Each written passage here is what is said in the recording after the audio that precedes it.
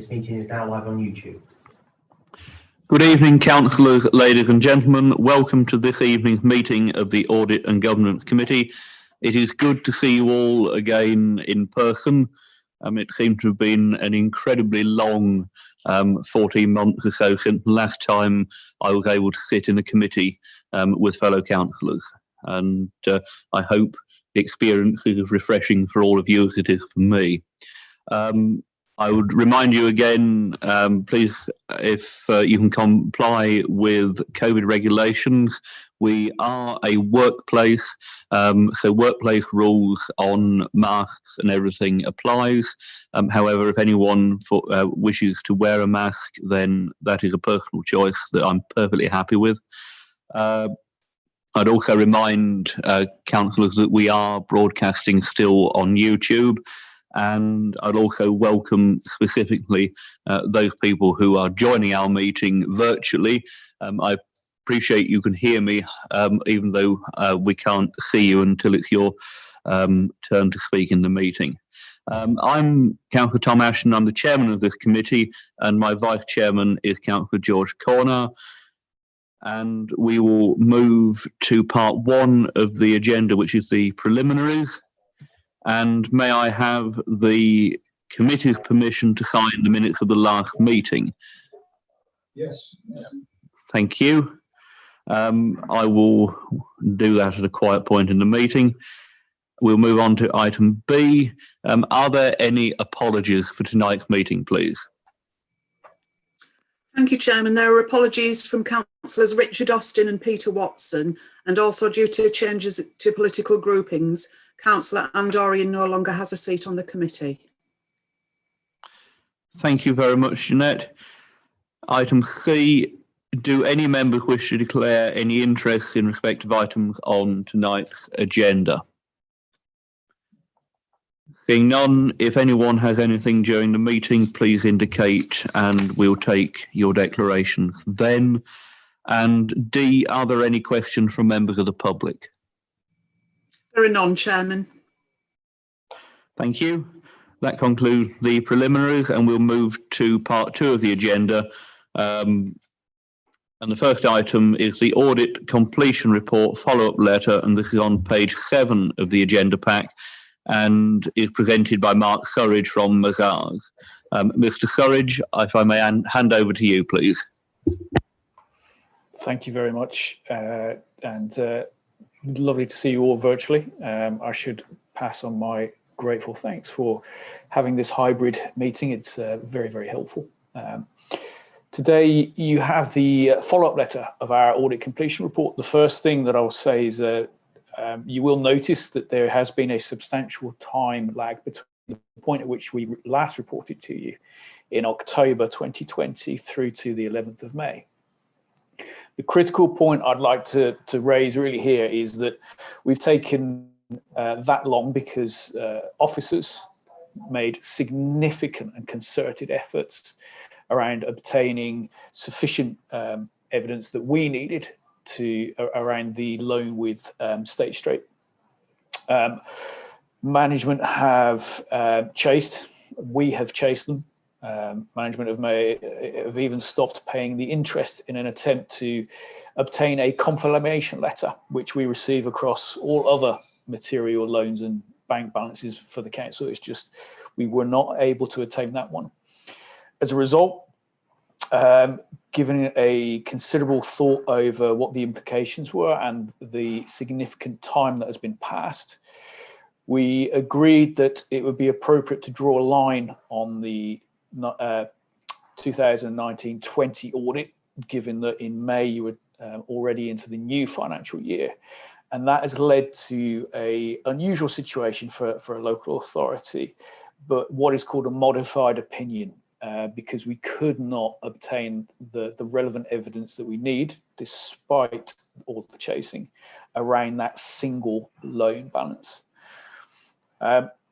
The remainder of the letter gives you the format of the conclusion, as well as confirmation that all other matters for 1920 were clear, including the council's arrangements for value for money. And I can also give you some context around that. The 2019-20 value for money conclusions, there were an increased number of qualified conclusions. Those are conclusions highlighting significant weaknesses in arrangements across the country, and therefore it is a positive result that the council is in a place where we issued an unqualified opinion. That's all I propose to talk about this specific item, but I am of course welcome to take any questions. Thank you very much, Mr. Courage. Members of the committee, I'll open it up to questions. Councillor Austin, please. Thank you, Chairman. Thank you for your report. Ironically, the question that I had written down is, what would happen if we withheld interest payments until State Street give a response? Well, did we withhold our interest payments? Have we resumed them? And didn't they take any make any comment at all? You know, your action didn't really give us much of a follow up. I don't know if you can enlighten us a little bit more, because maybe we we do this again if necessary until they take the hint. Mr. Courage. I'm just going to defer that question to the council, because I think they can give you a far more informed answer. I do know what the answer is, but I think it's better coming from the officers of the council on this one. Thank you. Mr. Sibley, please. Thank you, Chair. All I can say is we have withheld the payment and we will continue to do so with no intention of making any payments until they come up with the statement that we require. So it's an ongoing action. Thank you. And Mr. Pickering, please. Thank you, Chair. I recall at least two past chairmen bending their will to try and discover the whereabouts of this State Street situation. I believe it's no longer State Street. I think they sold the loan on, but that's my dodgy old age memory. There's the reputation dead on this one. Unfortunately, everybody who organised the thing has either disappeared or died. I commend the efforts to try and straighten it, because it is the elephant in the financial room of this council. I wish you all well. I fear we may have to just say, the hell with it. We've just got to pay it and look big, because nobody else found a way out of it. If they don't respond to us not paying, what do? Sewers? I don't know. Mr. Sibley, please. One thing I should add, and Mark will confirm, we have made provision for the payment. We just haven't paid it. So if they do come forward and request payments, we've got allowance made for it. So it's not suddenly a bill that we'll incur. We are allowing for it already. So if we reach a point in, let's say, 2 years' time where they still haven't chased us, we probably reach a point where we say, well, we'll drop this, and that'll be surplus funds to the council at that point. I would hope that would be the case. I doubt whether it will, but I'd hope it was. Thank you. And Mr. Pickering. One would hope it's possible to earn a decent amount of interest on the withheld funds, but unfortunately in today's situation that's probably not going to happen. Thank you. Is there anything else that members of the committee would like to raise? Councillor Anton Downey, please.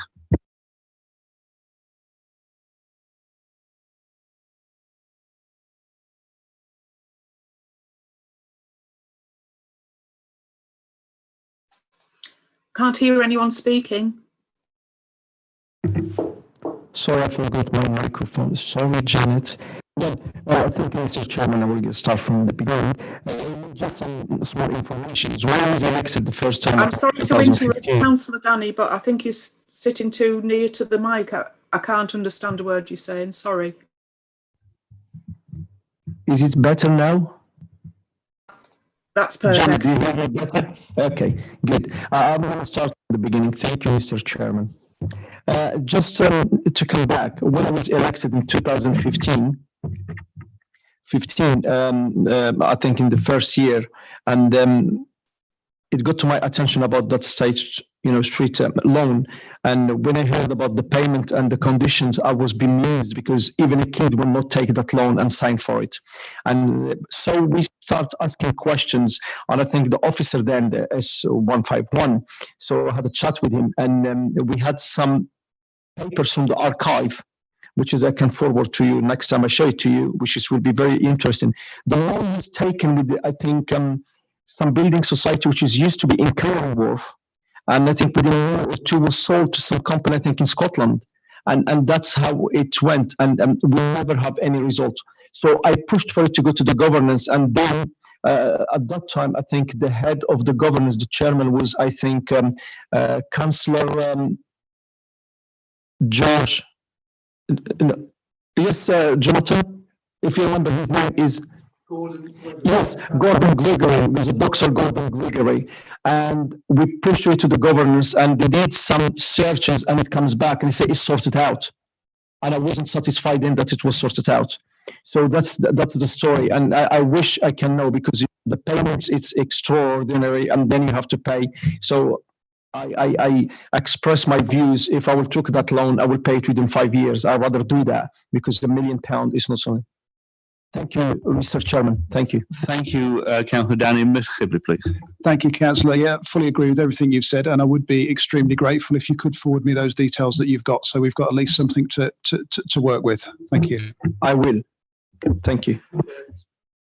Thank you, Councillor. Don't use mic, I'll just tell you.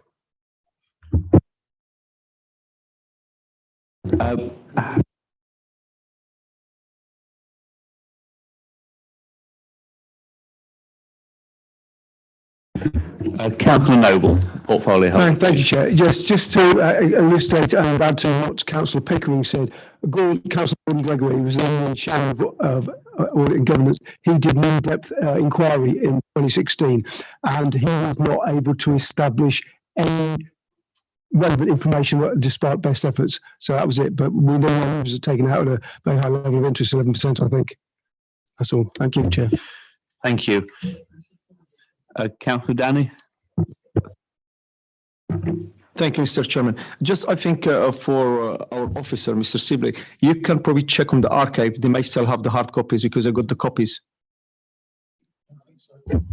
We have done extensive checking so far, not found anything. So whatever you would forward me, I will. I think with staff turnover and that type of thing, things have been lost over time. So if you have got something, I would be grateful. All right, then. I will dig for it. Thank you. Thank you very much. I appreciate that this is an issue that has effectively come round this committee on a fairly frequent basis over recent years. But I'm glad that efforts continue to be made to try and get to the bottom of it. And I think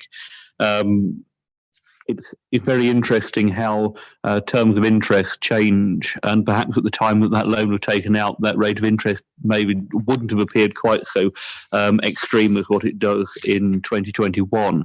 For my part, I would just draw members' attention and thank Mr. Surridge for the comments on page 14, page 15 of the papers, effectively in the conclusion that Boston Borough Council has put in place proper arrangements to secure economy, efficiency and effectiveness in its use of resources for the year ended 31st of March 2020. And obviously that runs over to the certificate on page 15, which I think it's important to note that this is a clean bill of health, for which I'm particularly grateful, and also grateful for the work that's gone in on the report. So thank you very much for that. Do any members have any further comments that they wish to raise on this item? Thank you. In which case, I'm happy for that report to be taken as noted, and move on to item 2, which is on page 17, the annual audit letter, again presented by Mr. Surridge, please. I will pick that up, Chair, if that's all right. Thank you. Yes. Yeah, thank you. I think I've taken the easiest straw out of the two reports.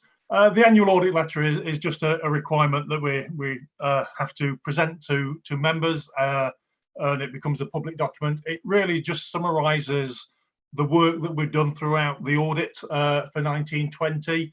It doesn't raise anything new that the committee hasn't seen already, and again, it touches on some of the points that Mark has already raised in the earlier report. I don't think there's any need for me to take the committee through it at all, but I'm more than happy to take any questions if need be. I'm aware that there's some new members there. Thank you very much. Do any members of the committee have any questions that they would like to raise on item 2, please? Mr. Pickering, please. Thank you, Chair. Not a question, simply to go back to what you said before, Chair. A vote of thanks to Mazars for an audit in a difficult situation due to the pandemic, and very grateful and pleased that we seem to be in a relatively good financial state compared to some other boroughs around the kingdom who are suffering badly. Thank you very much, and I'm very happy to sustain those comments likewise. Seeing no one indicating again, I'm happy to thank you very much for your contributions there and take that item as noted. The report is noted, and move on to item 3, which is the Internal Audit Progress Report 2021-2022. And this is on page 33 of the agenda pack and is presented by Mr. Scott. If I could hand over to you, please. Thank you, Chair. Can you hear me okay? Loud and clear, thank you. Right, so this is our progress report, which provides a summary of the remaining audits concluded for 2021. All those audits were substantial or high assurance, with the exception of ICT, which is limited, which I'll come on to shortly. Accountancy, key controls, there were no improvement areas. Council tax, no improvement areas. It's worth members noting that a single person discount exercise is planned for 2021 on that review. Housing benefits and council tax support, there were some improvement areas agreed as per the summary. And payroll, again, there were 1 or 2 improvement areas. There were some limitations on authorisation of documents, but that is going to be addressed by the autumn. In terms of the limited assurance report on ICT, this was a review against IT security best practice, and was conducted with our ICT auditor. We found that some areas such as security policies, procedures and standards required updating, and these will be taken forward as part of other items in the report through the new alliance and the PSPS arrangements, and PSPS will provide an update to management in due course. So the report highlights the control areas that needs improvement. However, we did find many areas that were operating with good practice. The audit recommendations on Appendix 3 highlights those outstanding recommendations as at 31st of March 2021. Some of these are deferred and some are superseded. The plan for 21-22 is attached to Appendix 4, and some of the first audits will be around Brexit, Towns Fund and Value for Money, and these will be started shortly. I'm happy to take any questions on the progress report. Thank you, Mr. Pickering, and then Councillor Austin. Thank you, Chair. A question of clarity, if you wouldn't mind, and I was going to look this up myself and forgot. ISO 27001, could somebody please explain the meaning of that? Through you, Chair, ISO 27001 is the international standard for information security. Thank you, and Councillor Austin, please. Thank you, Chairman. Looking at, sorry, let me just find the right page.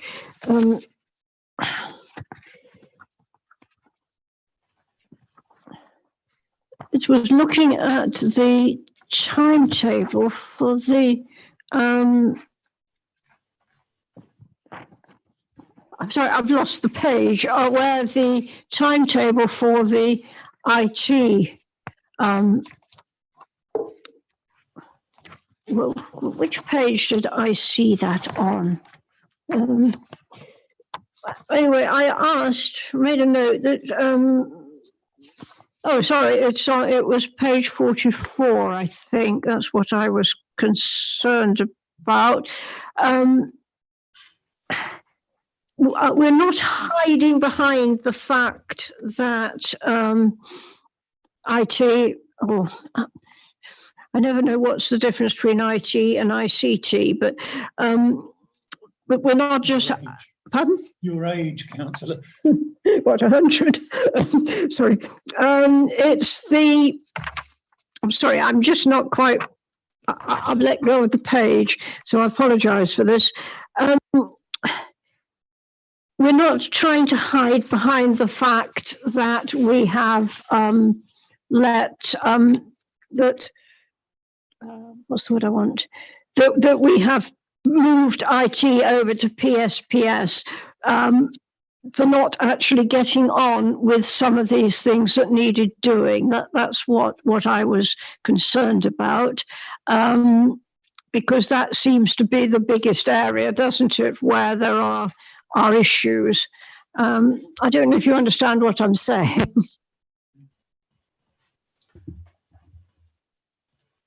I mean, we did do some combined assurance work in 1920, and yes, there were some IT actions as part of that combined assurance work. So in 2021, we undertook a more detailed piece of work with our IT auditor to look at how we were benchmarking against 27001, and I think yes, there were some delays in completing some of those actions previously. And some of those obviously still remain outstanding, and hopefully with the transition to PSPS,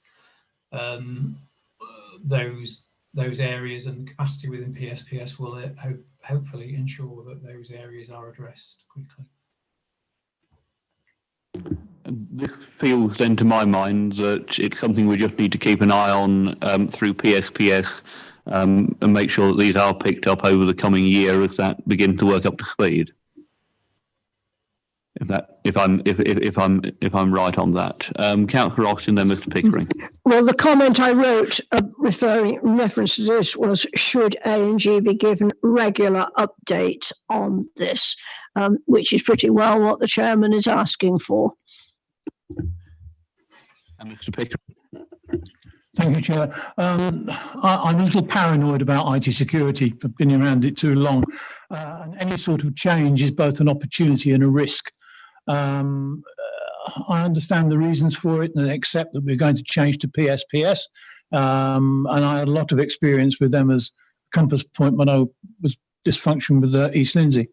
I hope that we'll manage to do the transition without leaving ourselves at risk to cyber hacking or anything else, and that it all goes smoothly. It is, to my mind, an area of concern, and perhaps we should be kept up to date on a regular basis, as any sort of delay leaves us open to something we don't want to contemplate. Thank you. I understand we have the Assistant Director for responsible for IT present, but I'll bring in Mr. Sibley first, please. That was all I was going to say, Chair. We've got James, who's just come up on the screen, who's responsible for this area. So it's probably best if James gives some assurance directly to you rather than through me. Welcome, James. Good evening, Councillor. So, yeah, there are clearly a number of outstanding recommendations from the audit that we do need to address, and I think the reality is now the Borough Council has decided to go down the PSPS route. That provides the ICT service with much greater capacity to be able to accelerate some of these recommendations. So Jackie Wright, the head of ICT, is on the call this evening, and I have absolute confidence that they're on top of these recommendations, will be implementing them and addressing them in a short time scale. Thank you very much. I mean, for my part, I'm pleased to see the PSPS in place. If it weren't in place, then with the position that we're at, we would probably have quite a lot more work to do as a council, and quite a lot more to worry about as a audit and governance committee over the next year. But I'm reassured by what I've heard this evening that PSPS will itself provide a resolution to many of these issues, and I would just add that as long as we can have regular updates here at how that progress is going, we can just keep tabs on that as the year goes. Councillor Austin, please. I have found what I was looking for, but anyway, that's passed now. I would like my comment, though, that about the fact that we want regular updates, and that should this have been actioned perhaps earlier, but I don't want it to be seen as criticism of what was just previously the borough's IT department. Jason sitting here, we've got absolute confidence in them, but really the demands of, shall we say, life almost in the IT world now, and security in particular, really was more than the small team was able to deal with. And so it is not down to any of the individual staff, but the situation that the borough found itself in. Thank you. Thank you very much, Councillor Austin. And Councillor Danny, please. Thank you, Mr. Chairman. The only thing I want to pinpoint, there is something which is we have on the housing benefit and council tax support. And then we have what I want to talk and touch on is we are coming to the 30th of June next month, and basically is for the European resident to settle their settlements in the country. So will that affect our performance if people will be going back to their homes or leaving the country in general? Thank you.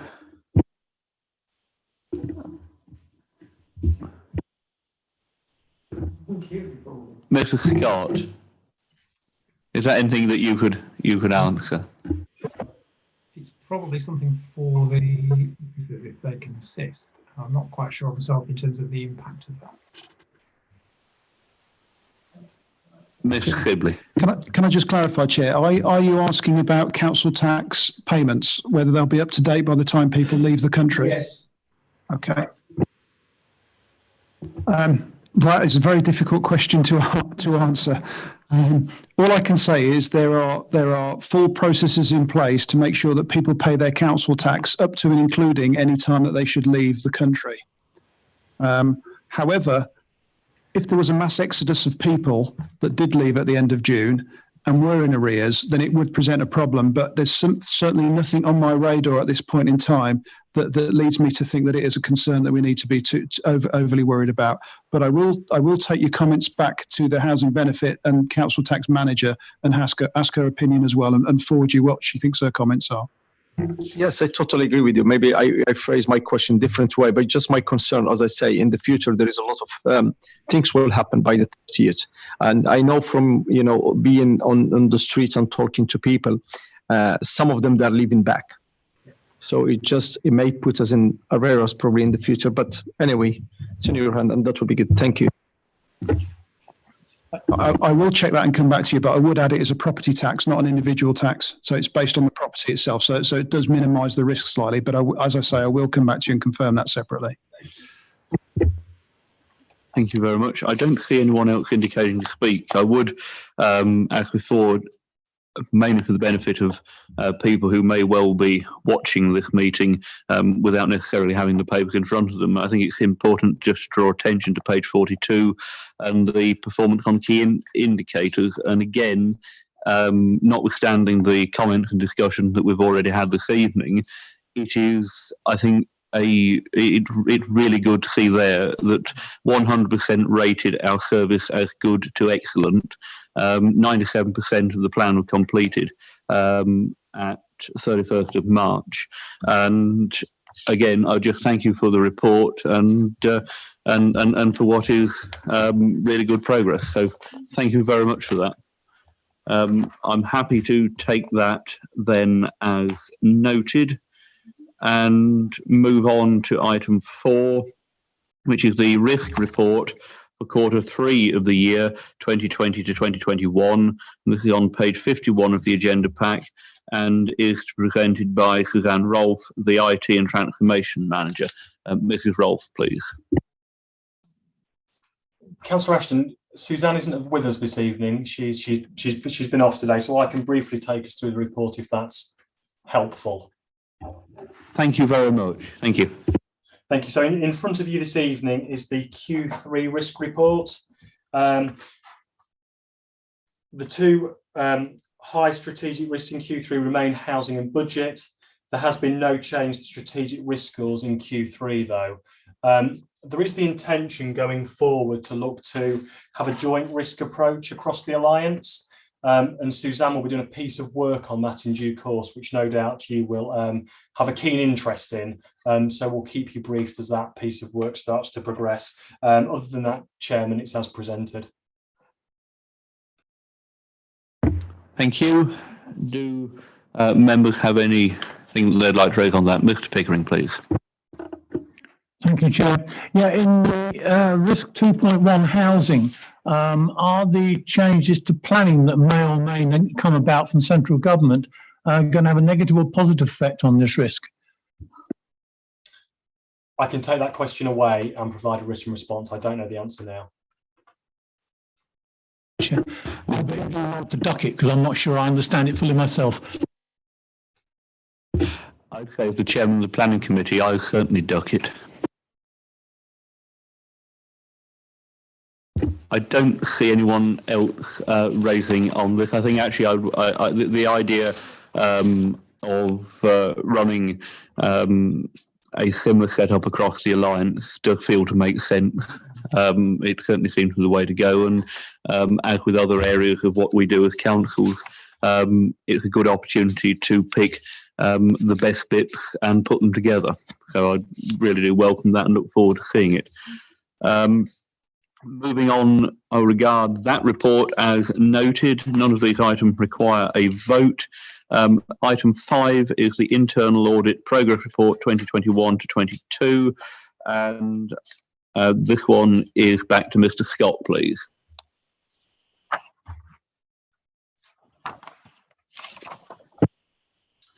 Thank you, Chair.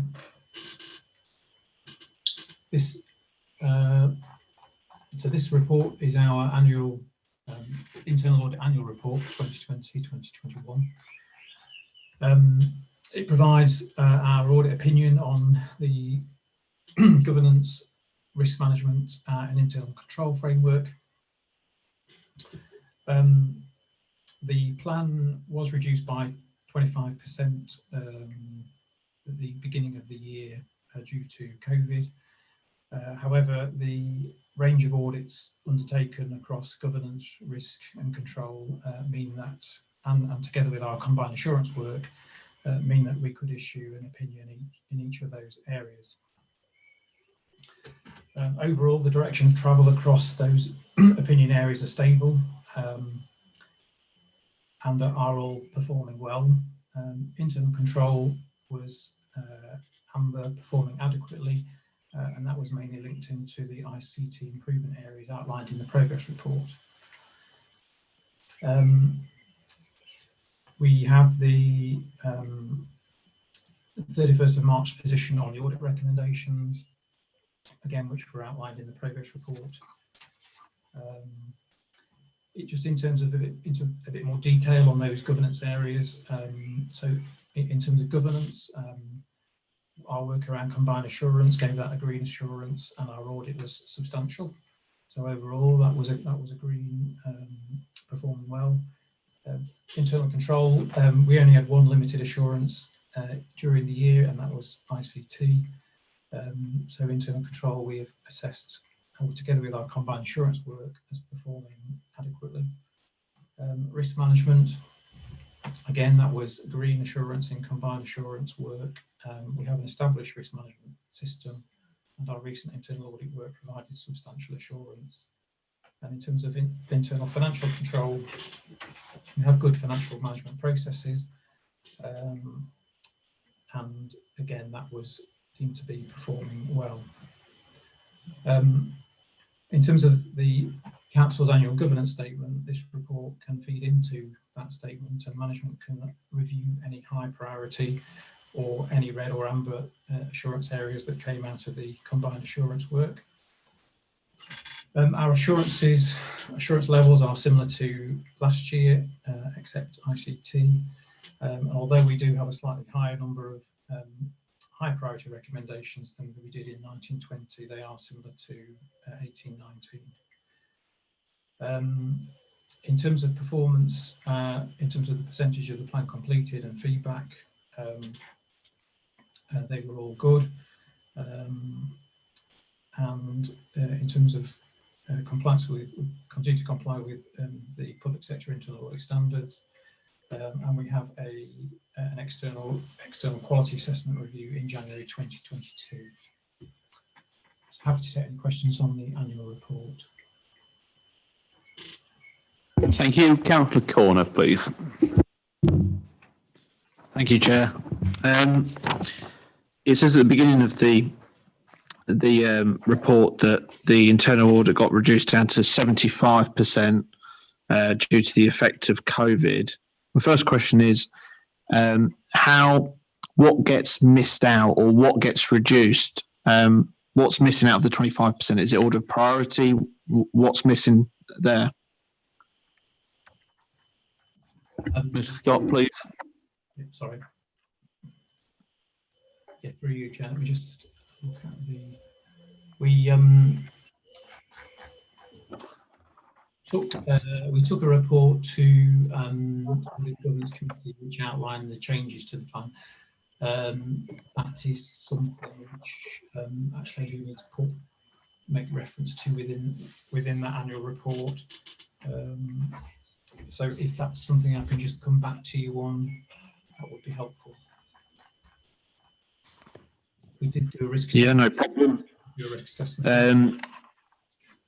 I'll follow on with that, because then it says on page 65, on the first point on that page, point 25, it then says we delivered 97% of the revised plan by the end of the financial year. So I guess what I'm curious to know is what takes priority out of the 75% and then to do the rest of nearly the 100% by the end of it.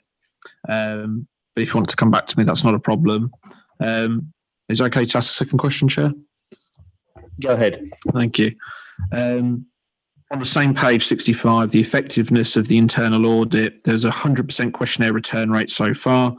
Could I ask how many people does that get circulated around?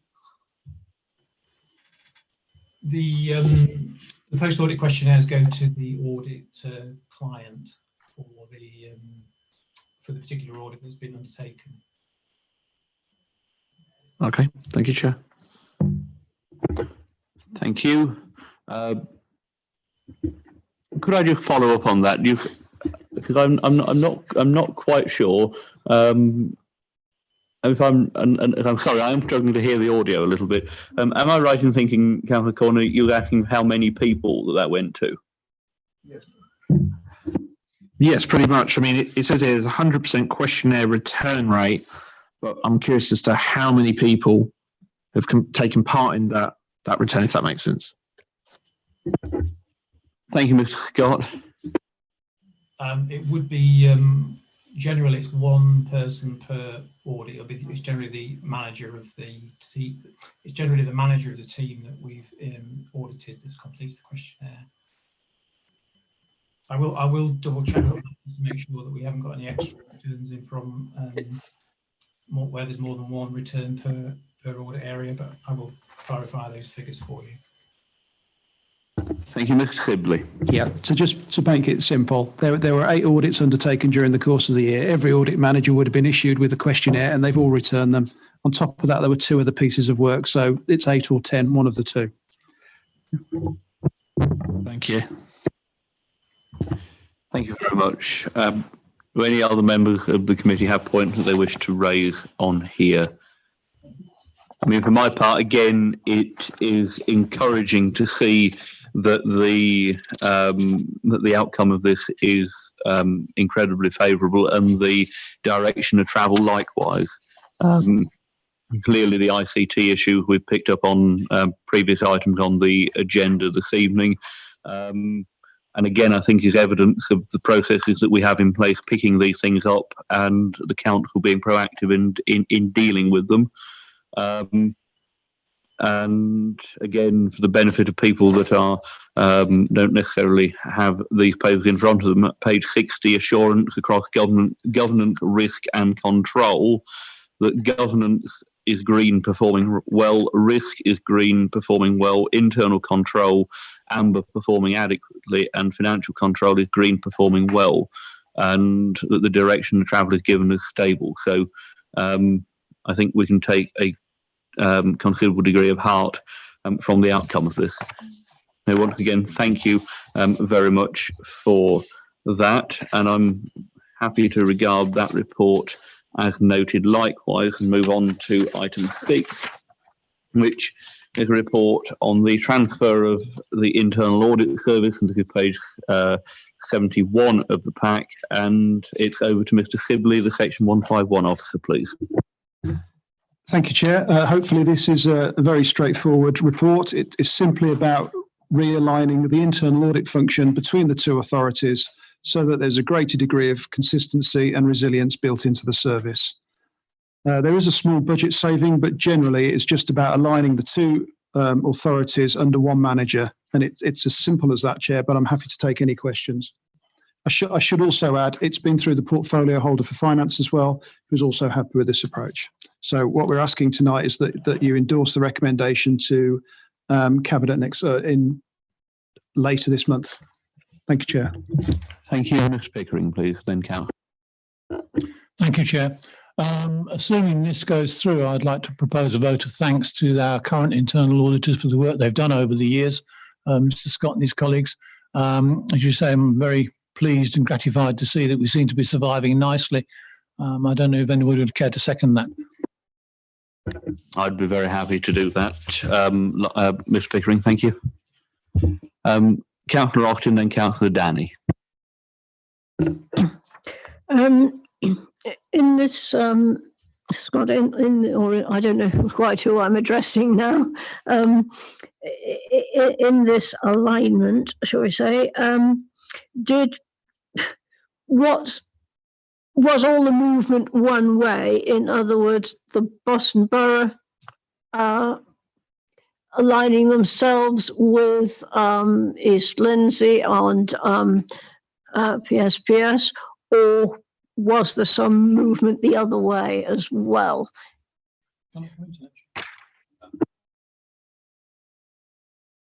Yes, Mr. Pickering. Yeah, thank you, Chair. Because of my experience at East Lindsey, I put into the mix the fact that they changed from having their own internal audit to the county audit, and their people moved across. So both authorities have moved in. It's not a question of us becoming part of the LDC or anything like that. Both authorities have both changed to the county on the grounds that they're larger, they've got more capability and more ability to call on specialist auditors, etc. It's a very, I guess, emotive situation, and I hope that's cleared. And Mr. Sibley. Absolutely correct. The internal audit function is provided outside of PSPS, so PSPS doesn't cover internal audit. Boston, it's currently provided by Lincoln City Council. East Lindsey, it's provided through Lincolnshire County Council. All we're talking about is moving it over to Lincolnshire County Council for both authorities to provide that consistency and approach. I mean, the question I would ask is, did we consider City of Lincoln for doing both? We did, Chair, and that's an excellent question. And the reason why we haven't done it the opposite way is because the County Council's got a greater degree of resilience involved with it, and can also do it at a slightly cheaper day rate as well. Thank you. And Councillor Danny. You stole my question, the last one, but it's fine. I have another thing, which is probably is question, just some clarifications. Is when we talk about fraud, does it affect because of COVID-19? So the government had some grants from the government. And as we heard, there's a lot of companies, they've been created just to drag the money from, as grants. does anything of this sort has happened around Boston? Can you just explain that again, please, Councillor? I didn't quite catch the question, sorry. Yeah, as we know, the government has given some grants to Boston, I think, to help businesses. Right. Yeah, and as we know, there is some businesses that were created for the purpose of getting these grants, and it's fraud basically. The question: have we met some of these sorts of frauds in Boston? Right. Okay. Because it's part of, I think, the report. I don't know off the top of my head that. Yes, I can come back to you, but that's nothing to do with this report. This is about transferring the internal audit function. But what I can do is check with the grants team to see if they've encountered and come back to you about types of potential fraud that's been committed, if you like. Yeah, that's fine. Yeah. Okay. That's why I say it's out of it, just like a remark, just to know what's going on. I'll see what inquiries I can make on that, Councillor. Yeah, that's fine. Thank you, Mr. Sipp. Councillor Austin, please. Thank you, Chairman. Should those of us who are members of Lincolnshire County Council declare that we are members? I know it's in our, in our interest that they are declared anyway, but just to make that clear. I think we can, I think just for the record, note that myself, Councillor Daniel and Councillor Austin also sit as members of the County Council. What I would just seek advice on is how this affects us for voting on recommendation. I presume that we're not actually making the decision, so we are, my feeling is we are okay to vote on a recommendation because the decision is ultimately Cabinet. But Jeanette, could I be advised, please? Yes, Chairman, the three of you are perfectly in order discussing this here with your audit and governance hats on, and the committee is being asked to make a recommendation to Cabinet, who will make the decision. Thank you. Thank you. And I would just add into that certainly for my part, and I'll leave it to others if they need to say that we have had absolutely no input in this in any sense as county councillors, as it will be entirely operational on that side. Councillor Danny, please. I just would like to move the recommendations to go to the Cabinet, if I can have a seconder. Thank you. And Mr. Pickering, you indicated. Yeah, I'm at risk of going rogue here, and feel free to stop me if I go too far rogue. Two things occurred to me. One, with moving functions to PSPS, does that include Treasury function from Boston Council? Mr. Sibley. The Treasury function has effectively transferred to PSPS because it was undertaken by Boston Borough Council's finance team. East Lindsey's currently sits under PSPS anyway. There's been, as far as I'm aware, there's been no discussions yet about the same person or the same team doing that. I'm sure there will be in the future. But at this point in time, the Treasury management function from Boston has transferred to PSPS, but is dealt with by separate people at the moment. But as to whether that comes together, I don't know at the moment. Discussions haven't taken place on that. Go ahead, Mr. Pickering. Thank you, Chair. Even more rogue, perhaps. The payroll for Boston is typically done at North Kesteven. South Holland, East Lindsey and Boston Borough are all customers, if you will, or clients of PSPS. I'm just wondering if there are any other changes that I haven't heard about, not being deeply involved in the council, that are in the offing.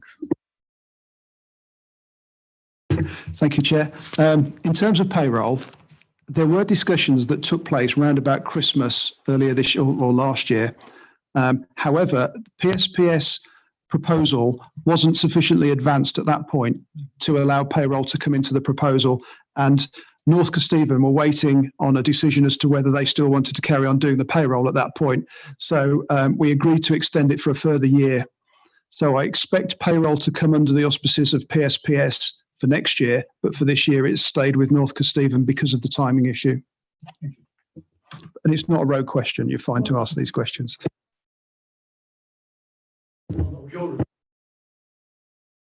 Thank you. No, but still good questions, and actually I think quite relevant in the context of what we're discussing. Thank you, Councillor Danny, for moving the recommendations. Do I have a seconder, please? Mr. Pickering, thank you. And I think we need to take a vote on this. So all those in favour, I'm happy to do on a show of hands. Thank you. That's 4. And 9 to be noted, please, Chairman. And Ms Pickering's support is noted. Thank you.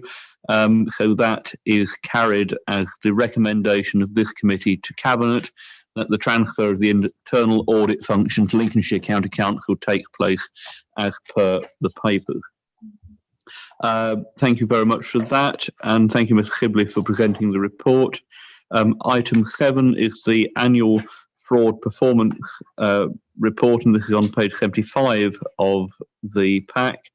And I'm not quite sure who's taking this, so I will hand over to whoever is. The Customer Contact Operations and Delivery Manager, PSL. Chairman, the report is for information and for noting, and I'll record any questions to take back to the officers to answer after the meeting. Thank you. Thank you, Jeanette. Do members have any questions or anything that they'd like to raise on that item? Appreciating that there's no one here to answer, but we can, as I say, log your questions and get an answer back to you. Councillor Danny, then Ms Pickering, please. I think my question was before, and that's probably, I think Mr. Sibley is going to dig some and give us some answers. Yes, if you can, that's fine. Thank you. Thank you, Councillor Danny. Ms Pickering. We're a while yet before our next elections come up, but in view of all the press has been about it, perhaps I could leave the question on the table. Are we totally happy with the postal voting situation as it stands at the moment in terms of security? And how do we feel about people having to show identity at a polling booth? That might even be something for next year's work programme to have a glance at. But, thank you. Does anyone else have anything on item 7? Councillor Danny, please. Just to bring around here, because of the pandemic, there is now some new regulations for traveling, if anybody is aware of that. So people, they have to download, I think, an NHS app, and then they have to register, then they have to scan their faces or passport photos, and then you have to get, I think, certificate from your GP before traveling. And a friend of mine, he went to Madeira today, 6 o'clock in the morning. And because of these new regulations, my question, why you have to have the certificate? Because you will have, your app on your phone and all the details. He say no, because of the fraud. So probably this is a new thing for us. If we talk about fraud, that people will fraud their identities to travel, or fraud their results, or fraud these things. So I would be very much interested if we can get someone to explain to us the whole process. And the reason why I'm saying that, because there's a lot of people, they don't know what's going on at the moment, and we haven't got much advertising on that. So people, they think they can just go and travel, but it's in other ways, it will cost a lot of money. And when you come back, you have to pay £140 for another PCR when you're back in England. So the main thing here is the fraud to be taken, I think, seriously, of how probably we can see it and deliver it to the members of the public, so they will be aware of that. I just, I would say just a remark, because the fraud can go in different ways. You don't have to answer. It's just, talking about fraud. There is a lot of ways of doing fraud, and now because of COVID and the pandemic, so these things will appear. Thank you. Seeing nothing else, then I'm very happy to take item 7 as the report being noted. Again, thanks for input. Item 8 is our final item, which is the work programme on page 85. Obviously open it up to members if you have any comments. I mean, the only thing for me is I think it is beholden on us as a priority now that the Local Government Association has adopted its model code of conduct to bring that forward. I think it may be in one form be with Councillor Development. Whether or not it stays there or whether or not it goes through the Standards Committee and the Audit and Governance Committee, the Standards Subcommittee being underneath the Audit Committee. That's something that certainly for my part I would appreciate coming before us as a matter of urgency into the next term. And I mean, that feels more to be Standard Subcommittee than it does to be Audit, but as I say, Standard Subcommittee being part of our remit and part of and sitting underneath us as Audit with responsibility for them. I think that's something that it would be good to see happen, given the challenges that we have faced in this committee when we've debated code of conduct before. So if we could please record that as something to bring forward. I mean, we've got we haven't got a meeting until the 13th of September, which does seem quite a way away. I would say as a minimum, something concrete for the 13th of September to go to council shortly afterward would be really good to see on here. Mr. Pickering. Thank you, Chair. As possibly the only member of the committee who's guaranteed to be here the next meeting, hope some of my colleagues will be here, but the only one to guarantee it. I absolutely agree with those statements, and the sooner that the Code of Conduct is ratified and part of our constitution, the better. I've long thought that there should be a national code of conduct for everybody, from parish councils through to mayoral unitary authorities and even the government. I think the government's code of conduct is probably the weakest of the lot, but that's a separate issue. But I totally agree that we should at least aim for the 13th of September to have got it through the subcommittee and onto the Audit and Governance Committee, recommended for full council as soon as possible. Thank you. Does anyone have anything else that they would like to see on the future work programme or comments that they'd like? I mean, appreciating it will be for our successors. I mean, it may well be us and others, but it will be for the new committee and the new municipal year to take that forward. But not seeing anything. Councillor Corner, please. It's just more a bit of clarification, Chair, following on from Mr. Pickering, to say, so let's say the Standards Committee has a meeting about this and we say, okay, we'll pass it on to Audit and Governance. Can that take place sooner than the 13th of September? Yes, my expectation would be that the Standards Committee should meet with a degree of urgency following the annual meeting of the council. The Standards Subcommittee has representation from parish councils and also a parish council clerk.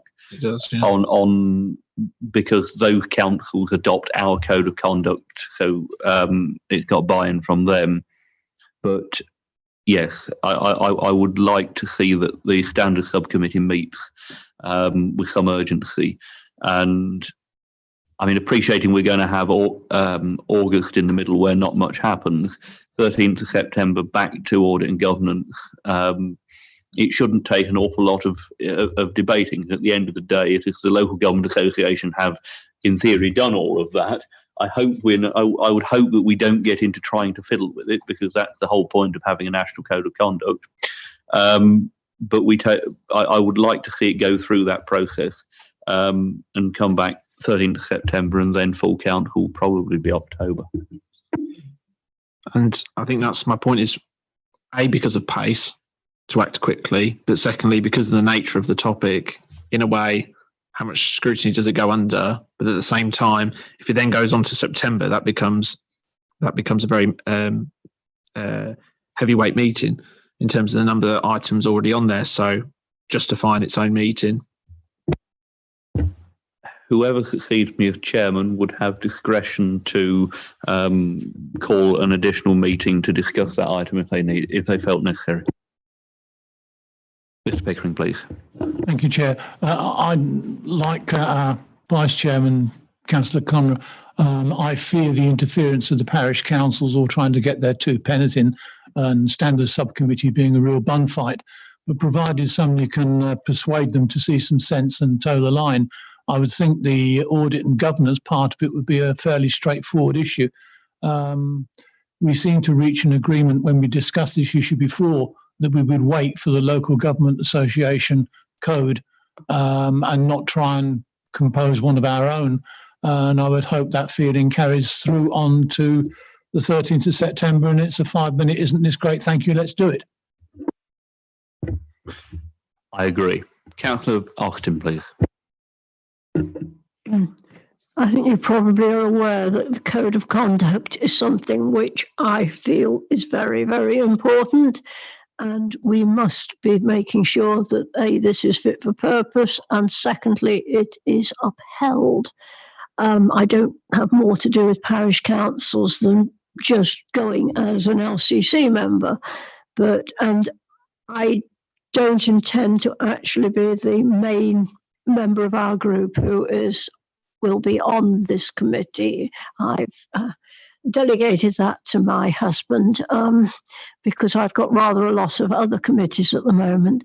But you know, it is so important. The whole reputation of the borough is really, it is put at risk by people who do not, to be honest, care a toss, if I can use that awful expression, about the code of conduct.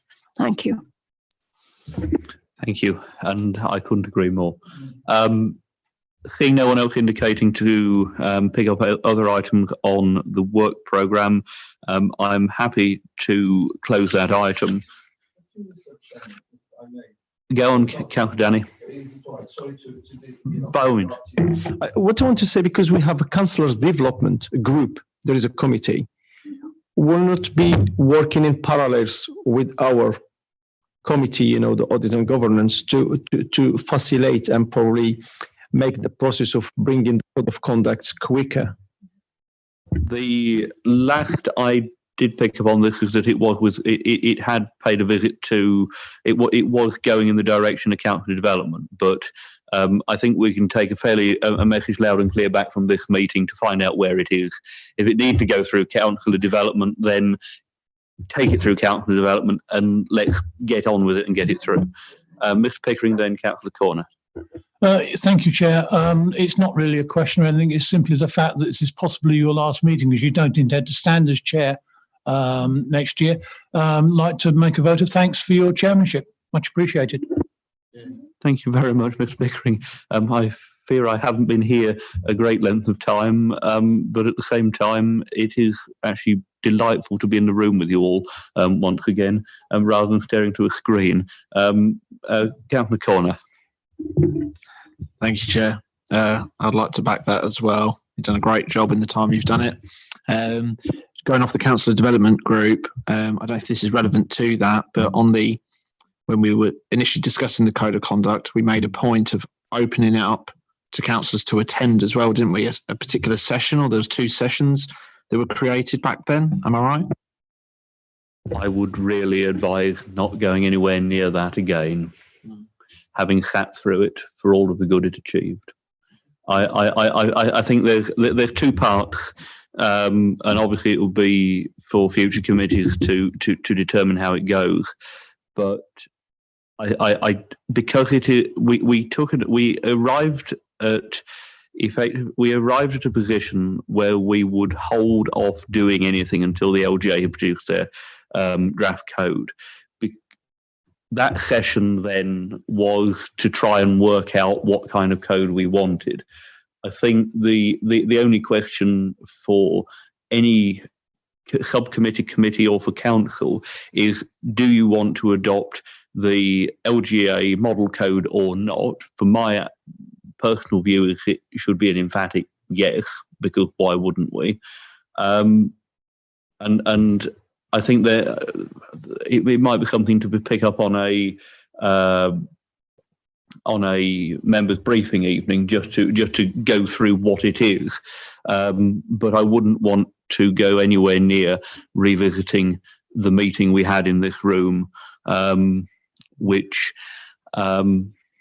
wasn't necessarily helpful for analysing the finer points of anything. and that's just my vivid recollection of it. Seeing no other business on our agenda, that concludes the meeting.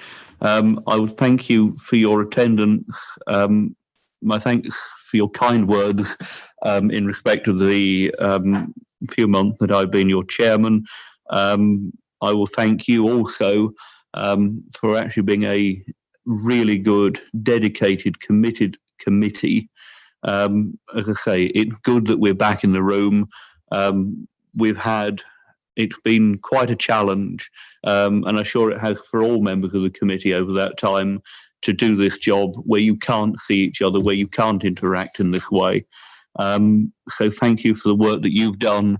It's an incredible responsibility on audit and governance, and it's good that when you go through an agenda, when you go through a meeting like we have, and we're able to have assurance that the council has a clean bill of health in terms of its finances and the value for money that it's providing for local taxpayers. I'd thank you all once again for your attendance this evening, and observe social distancing on your way out. Take all of your belongings with you, and I look forward to seeing you all at the next meeting in September. As I hope most of us will still be members of the committee in some form. But thank you once again, and enjoy the rest of your evenings, and thank you for those people that